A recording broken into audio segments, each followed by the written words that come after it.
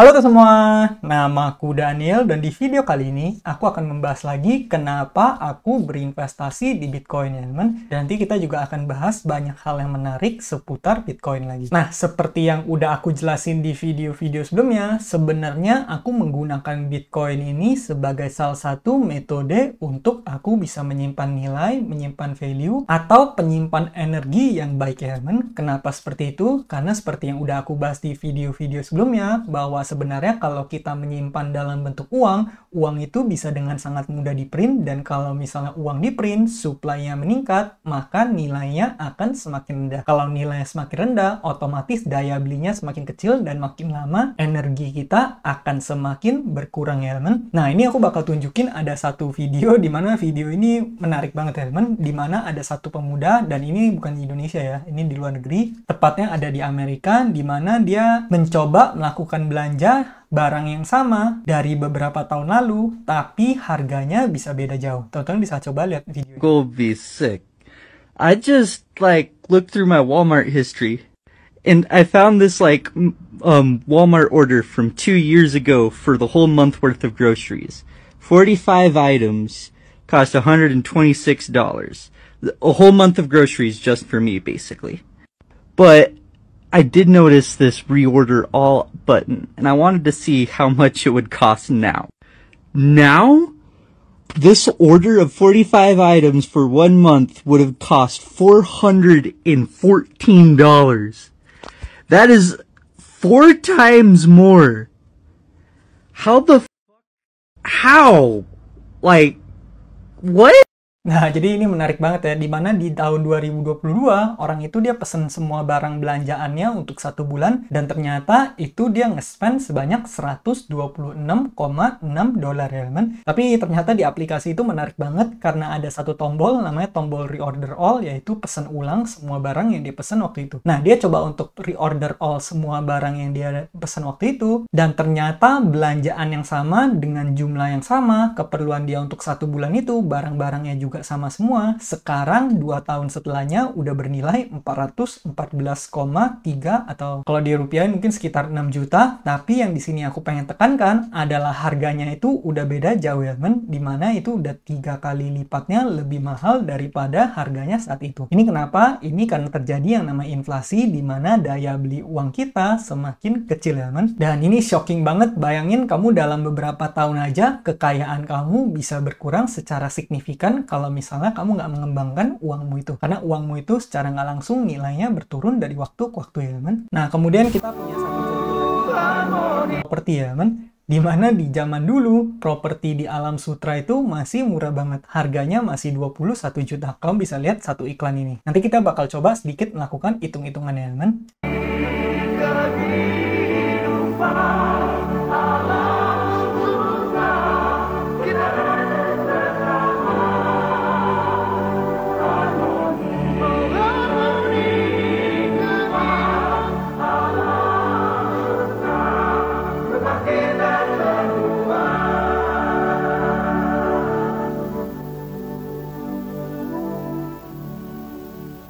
Nah, kamu bisa lihat di zaman dulu properti di Alam Sutera itu murah banget ya, 21 juta. Kalau misalnya kita cek harga sekarang, itu harganya udah miliaran-miliaran. Ini aku bakal bawa teman-teman untuk ngecek secara langsung. Nah, teman-teman bisa baca satu artikel ini, rumah di Alam Sutera Rp 21 juta tahun 1998. Sekarang berapa harganya? Nah, kamu bisa lihat Alam Sutera mulai kembangkan tahun 1994, 800 hektar di Serpong. Ada 37 klaster, 2 apartemen, tiap klaster 150 sampai 300 rumah ya, teman. Nah, kamu bisa lihat harga rumah di Alam Sutera sangat beragam, tergantung dari tipe rumah dan wilayah. Dilihat dari situs jual beli rumah Lamudi, Senin 2023, harga rumah di Alam Sutera sekitar 2,9 miliar sampai 16 miliar. Kamu bayangin, berarti rumah yang dulu harganya cuma sekitar 20 juta, sekarang harganya udah miliaran-miliaran. Dan di sini aku bakal bawa teman-teman untuk kita bakal langsung ngecek aja ke OLX ya teman. Di sini aku udah buka di OLX. Ini adalah pencarian rumah di Alam Sutera. Kamu bisa lihat ini Alam Sutera. Kemudian kita bakal langsung mungkin kita sort by rumah aja, teman. Kita filter di sini. Nah, mungkin tab ini yang lebih benar. Nih, kamu bisa lihat dari Tangerang Selatan, Alam Sutera. Kamu bisa lihat rumah di daerah situ harganya udah miliaran ya, teman. Di sini kamu bisa lihat yang rumah 100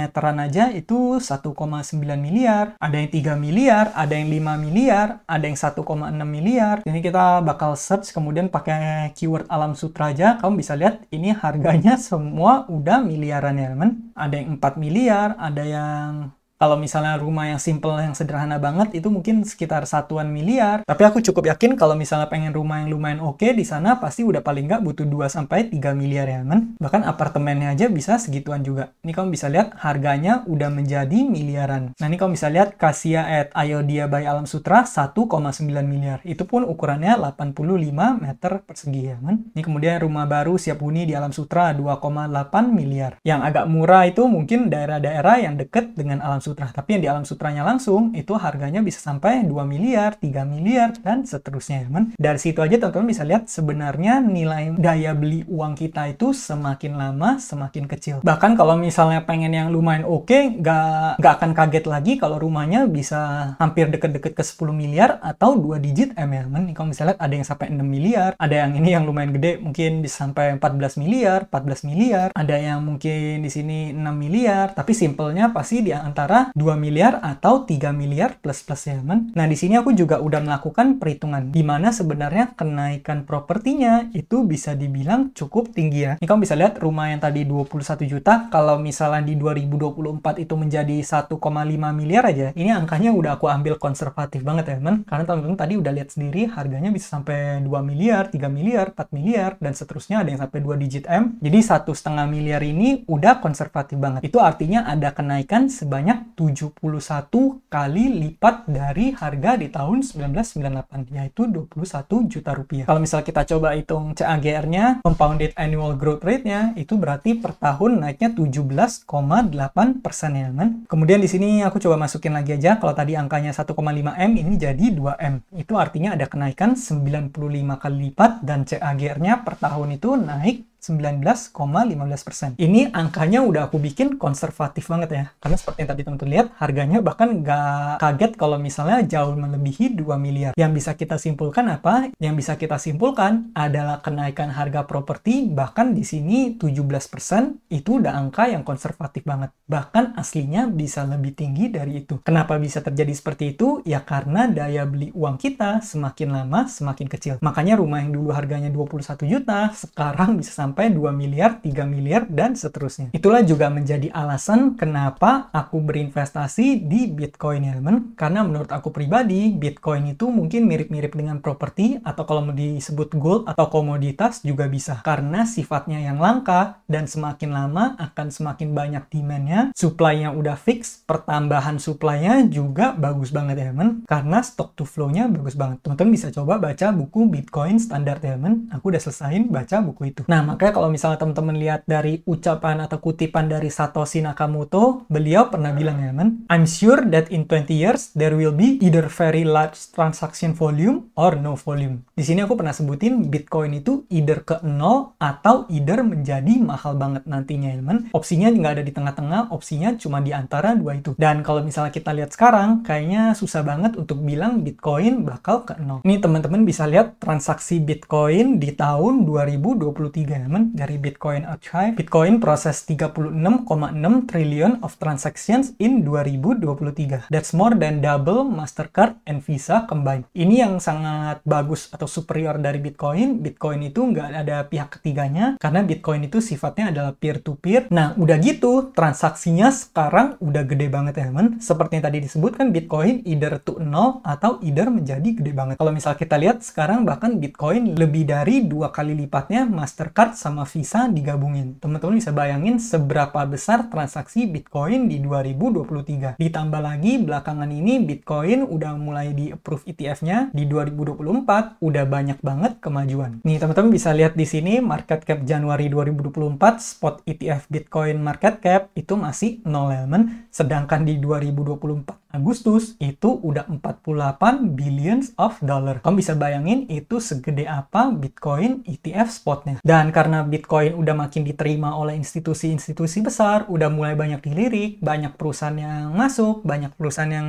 menyimpan reserve Bitcoin, bahkan kita nggak bilang perusahaan, negara pun ada yang bikin Bitcoin sebagai reserve-nya. Jadi kemungkinan lebih besar adalah Bitcoin kalau di masa depan itu bisa menjadi lebih berharga lagi. Itulah kenapa aku berinvestasi di Bitcoin. Karena ada banyak banget alasan untuk aku selalu menambah posisiku di Bitcoin, teman. Itulah kenapa aku banyak banget bahas seputar Bitcoin. Nah, mungkin kira-kira gitu aja pembahasan kita pada video kali ini. Sebenarnya masih banyak lagi yang bisa aku bahas, tapi aku bakal bahas di video berikutnya supaya nggak kepanjangan. Jadi pastikan teman-teman subscribe supaya nggak ketinggalan video dari aku. Bagi teman-teman yang baru pengen membeli Bitcoin, kamu boleh cek videoku yang lain. Aku udah bahas berbagai cara atau metode untuk membeli dan menyimpan Bitcoin kamu, ya teman. Mungkin sekian aja videoku pada kali ini. Semoga video ini bermanfaat, dan akhir kata jangan lupa untuk selalu invest in yourself. Sampai jumpa di video berikutnya. Bye!